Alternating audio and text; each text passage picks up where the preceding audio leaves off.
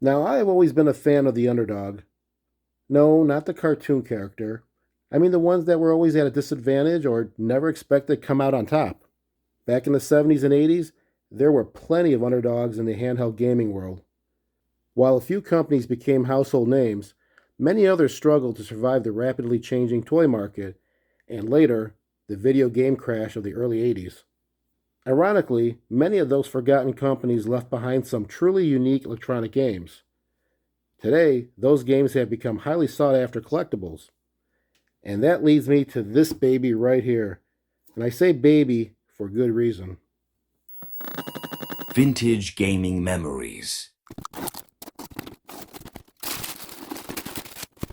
This is the 1979 Lucky Puck ice hockey game by Bambino. The company's name Bambino means baby in Italian, and looking back, the name seems oddly fitting because the company never had a chance to grow up before disappearing in the late 1980s. But despite their demise, I really do appreciate what they produced in the 70s and 80s. I have a lot of their games, and this particular one, I actually got it from the original owner. And that I am very thankful for because he had everything that originally came with it. But more importantly, I'm thankful of its condition and that it works. Before we dive in, let's check out this box and see how this was marketed. First thing I see on top, this little phrase of true to life ice hockey action, total control. And of course, you got some of the players kind of drawn out. The game focused right in the center. Ages 8 to 88.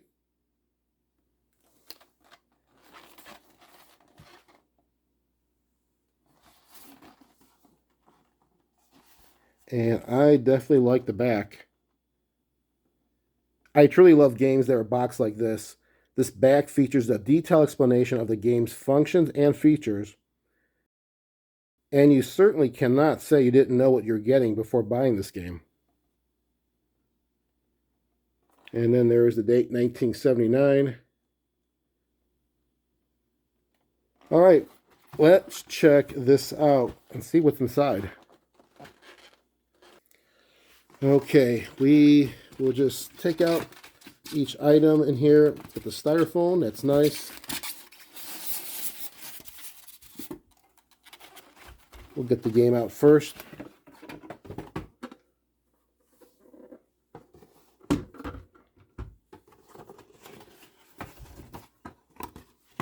And we have some instructions, I believe.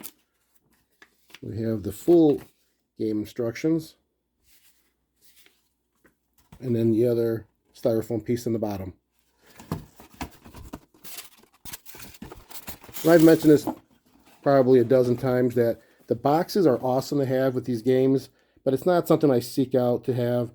I'll get a lot of games that are perfect condition but without the box, and it won't stop me from buying it. And I know there are a lot of collectors out there that love to have the box, that must have the box in their collection, and then some actually have to have the box unopened, and then they have another game just to play it. But I'm going to stick with just happy to have a game that's in great working condition and looks close to mint. At least an 8 or a 9 on a 10 scale. All right, let's first check out the game instructions. I'm going to read this thoroughly once I do the cleaning on it. But I do like just to kind of go over and show you exactly how thorough they give you these details on how to play this game. Now, you saw the back of the box had some information, but there's plenty more to be discussed in here. I'm going to show some offensive directional key movements.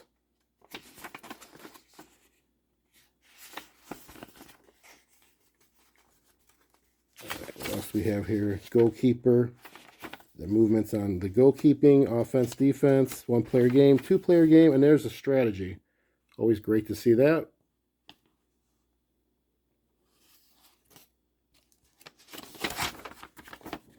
And we also have the warranty card.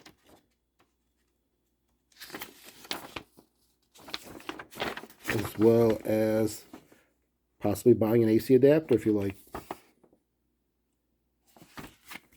Great to have that. And now the game itself. Let's just check this out and see the condition. I mean, this looked really good online, and it does look good in person too.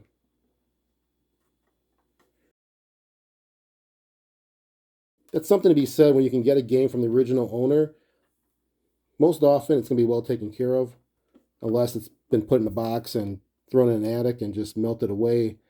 But this one looks to be really nice. The battery compartment, I remember seeing pictures of it, was nice and clean. And it is.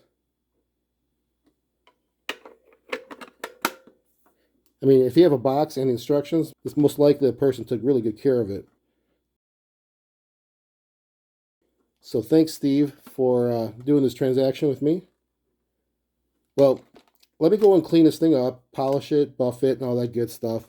Come back, put some batteries in it, and then we'll play a couple games of ice hockey. If you know me, I just couldn't clean and polish the outside and be happy with it. This was, however, a really clean handheld, but I was still curious of how it looked inside, and I also wanted to clean behind the plastic cover on the display, so I really had to open it up. And this is what it looks like after removing the 6 outer screws. There was really just a couple of wires from the top half to the bottom to connect the power source of the battery, and I could have just desoldered that to fully remove it, but as you'll see in these next photos, you'll notice that I didn't really have to do that. What I did next was remove 11 screws to see the other side of the PCB. This is what I would call the heart of the game, so to speak, and since I'm using that imagery, then we can call this the brains of the game, as this is the chip, and all the game's logic resides within that. Now, right in the center is the vacuum fluorescent display, or the VFD. This is what produces those iconic glowing hockey players and those game graphics. And you can kind of see it from the lighting here, that the shapes that would be produced when it's lit. It gives a little idea of it, as well as seeing if it's any damage, and it looks pretty good to me. I don't see anything that's blown out or burnt in. Now, to the right, we have the rubber button contacts. And to the left over here, you can see the circular brass cover. This is where the speaker resides. And then the rest is the components and resistors. There's capacitors, diodes, and transistors. Pretty much everything that makes this game work. You know, it still always amazes me, even after opening up so many of these games, that all of this technology fits inside such a small handheld game, and this was made back in the 70s. Right here is the blue cover, which is really important to make sure that there isn't any dust or fingerprints or any smudges on either side, because this goes right over the VFD. Now, I cleaned it with a microfiber cloth and also with some Novus 1, kind of buffed it up a little bit and making sure that there was nothing on there, and it does shine. Now, there were 2 more screws to remove, and I needed to do that in order to get this blue cover fully removed so that you can see the plastic overlay. This is what goes on top of that blue cover. And this overlay is also the final barrier between the outside and the inside. This was really the key to making sure the display was as crystal clear as possible because of how exposed it is to the outside. Overall, it did take some time to clean, but that was mostly because I wanted to make sure I didn't leave any dust or smudges on this display, whether it was on the outer one or the inner one or even on the actual VFD itself. That's pretty much it for the cleaning of the inside. Here's how it looks now that I have it all put back together. It's clean and polished. Let's check this thing out. I think it turned out really good. Really happy with it.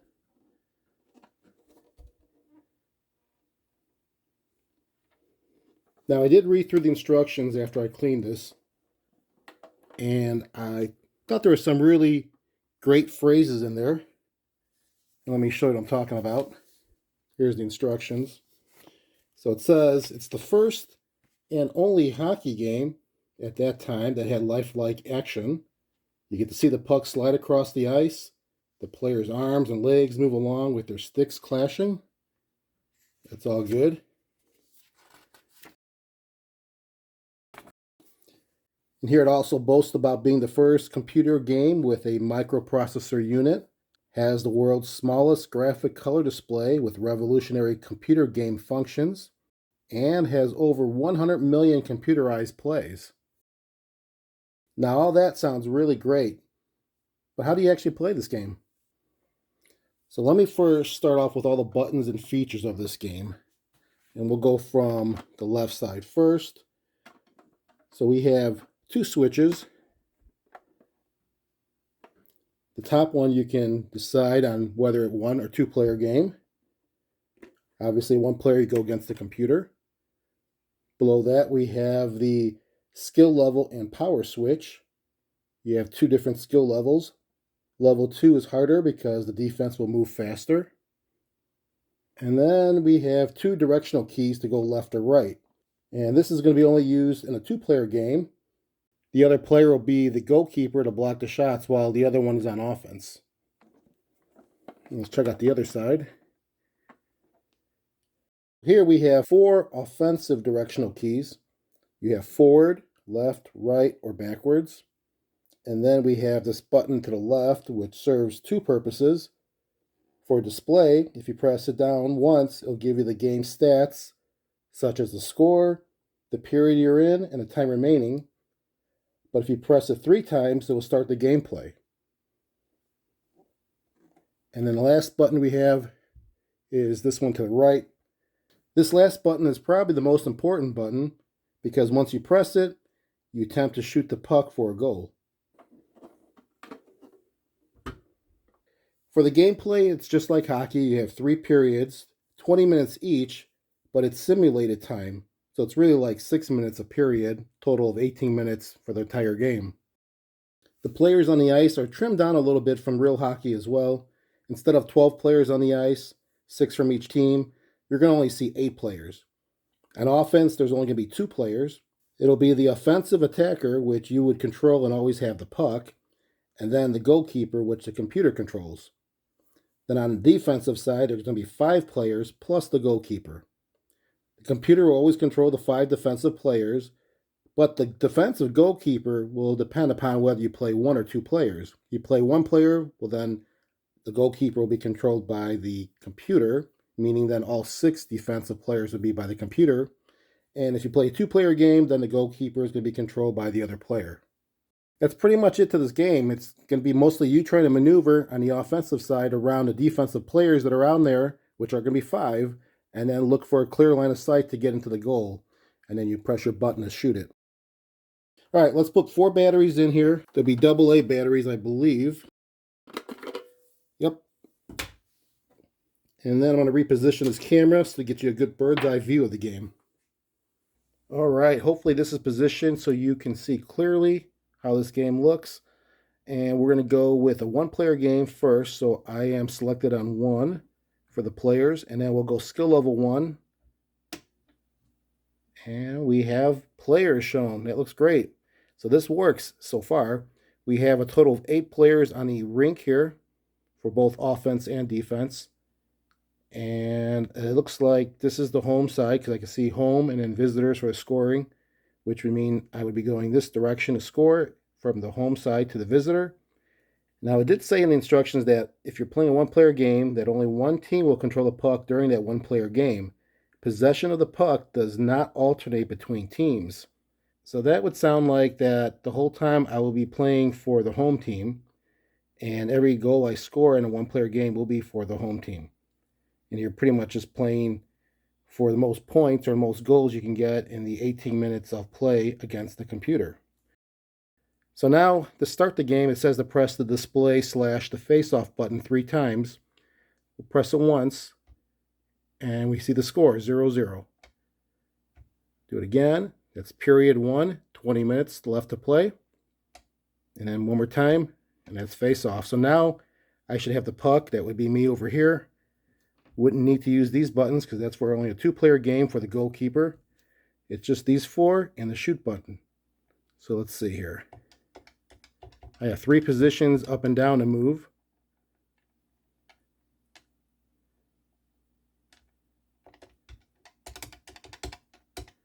Okay, now I'm right by the goalkeeper.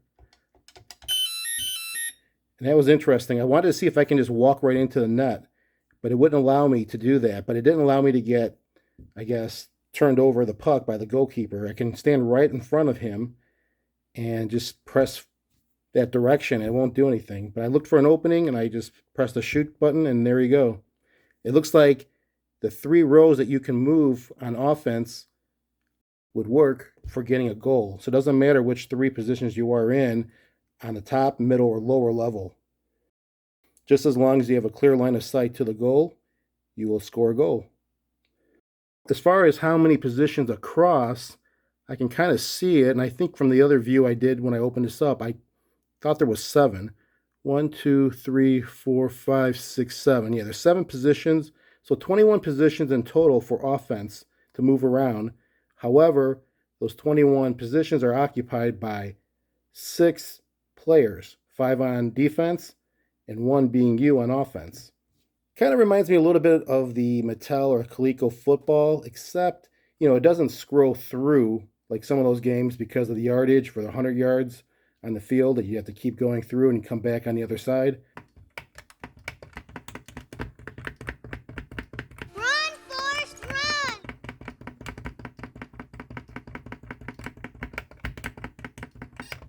And let's just hit display 3 times. We'll do it slowly. There's a score 1-0 for the home team. One more time. First period still. Took a whole minute to do that. 19 minutes left. And then one more time, and then this should be the face-off.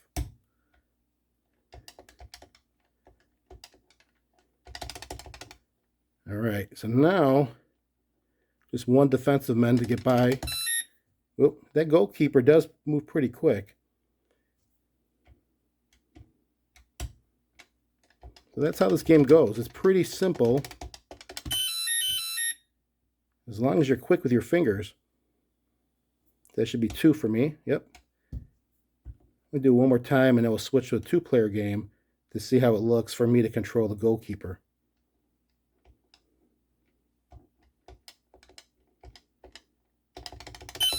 That was quick. All right, we'll switch this over to 2-player, and I think I have to turn it off, but let's just try it on the fly. I don't think it's going to actually work, but we'll just see. No, it's still 1-player mode. All right, let's turn this off. It's on 2 players. Turn it back on. All right, now we should be able to control the goalkeeper with these 2 buttons, as well as the offensive player with these buttons. And there I am. I am on the visitor side right there moving. And let's see if I can move the goalkeeper. Let's do that again a little bit slower. All right, so there's the goalkeeper going up, middle, lower. Let me get right next to the goalkeeper of my offensive player to show you how that looks. There we go. He's facing him. He's shadowing him. Okay, and that should be for the visitor now. 1-0. It's pretty cool. I think it's going to be more entertaining if you had 2 players because, playing against the computer gets kind of boring after a while. But maybe it's good to practice with a 1-player game so you have some strategy. And again, you don't control those 5 defensive players on there, so there is some skill, I guess, or maybe patterns you can learn. Now I guess we could try just to see what would happen with a 1-player game, but a skill level 2. Let's see how much faster the defense is. Okay, here we go.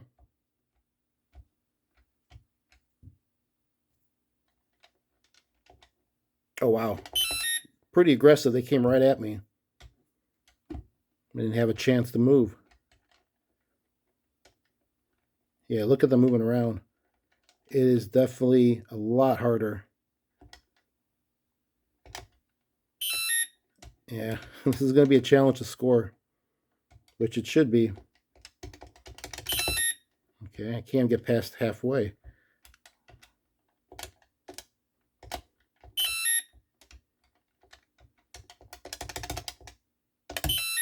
All right, got closer.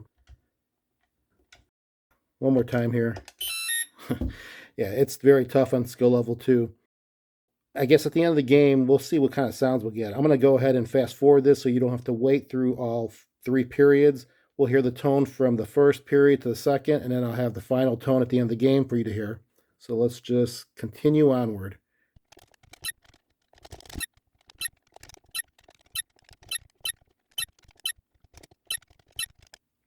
Well, here's a little break in the action. I just found a spot to be positioned in where They cannot get me to turn over the puck, and the clock is going to be ticking down. So we could just sit here until the period ends, and then you'll hear the tones. So that was the end of the period, and that's the tones you get. Now let me see if I can get past this next period as well as the one that follows, which will be the third one, and then we can hear the end of the game tones.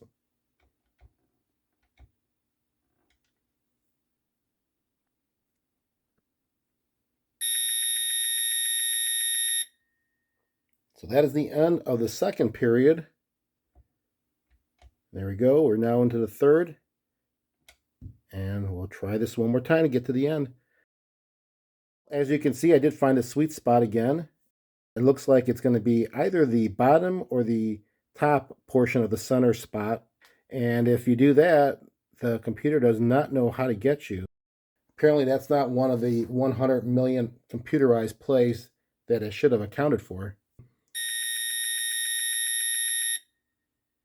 That is the end of the game sound. That's the final. 0-0. I know it says period 1 again, 20 minutes, but it doesn't really restart the game. We are at the end.